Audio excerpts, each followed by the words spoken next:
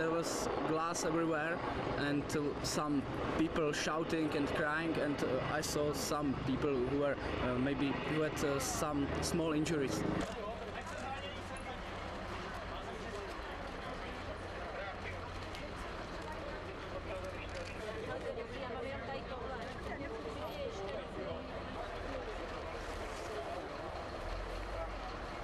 And like I said, I was in the bathroom, so no windows. The door was closed. Honestly, if I'd been in my bed, I would have been covered in glass. So